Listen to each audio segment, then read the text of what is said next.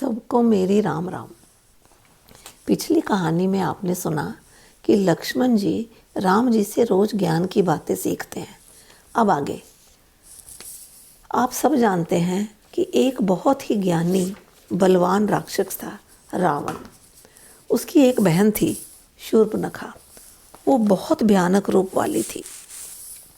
एक दिन वो जंगल में घूमते घूमते पंचवटी आती है और वहाँ राम लक्ष्मण को देखती है। सोचती है, इतने भयानक जंगल में इतने सुंदर राजकुमार। सोचती है जरा मिलती हूँ जाकर। वो अपनी माया से एक बहुत सुंदर लड़की का रूप बनाकर राम जी के पास जाती है। कहती है, मैं आपसे विवाह करना चाहती हूँ। राम सीता की तरफ देखकर कहते हैं, मेरी तो शादी हो गई है। वो लक्ष्मण की तरफ इशारा करके कहते हैं, वो मेरा छोटा भाई है, तुम उसके पास जाओ। फिर शूर्पणखा लक्ष्मण जी के पास जाती हैं तो वो कहते हैं कि मैं तो उनका दास हूँ, मैं ऐसा नहीं कर सकता, तुम उनके पास ही जाओ। वो तो राजा हैं, वे कुछ भी कर सकते हैं। कभी इधर कभी उधर भटकते भटकते वो राम जी के पास जाती है। फिर राम कहते हैं, तुमसे तो कोई बेशर्म ही शादी करेगा।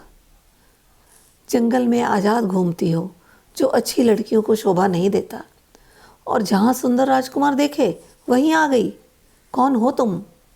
अब शूर्पणखा को बहुत गुस्सा आता है और वो अपनी असली रूप में आ जाती है। भयानक डरावना राक्षसी का रूप। शूर्पणखा उनको मारने दौड़ती है तो लक्ष्मण जी उसके नाक कान काट डालते हैं। बहुत खून बहने लगता है। वो रोती रोती अपने भाई खरदूषण के पास जाती है। वह बहुत ही बलवान राक्षस था। उसकी सारी बात सुनकर वो सेना लेकर लड़ने आता है और वहीं उनके हाथों मारा जाता है।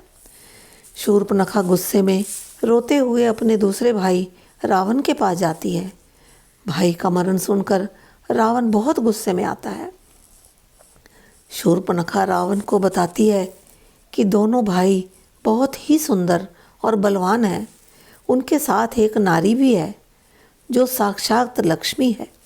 वो कहते हैं, हम अयोध्या के राजकुमार हैं, जंगल में शिकार करने आए हैं। मुझे लगता है वो सारे राक्षसों को मार डालेंगे भैया।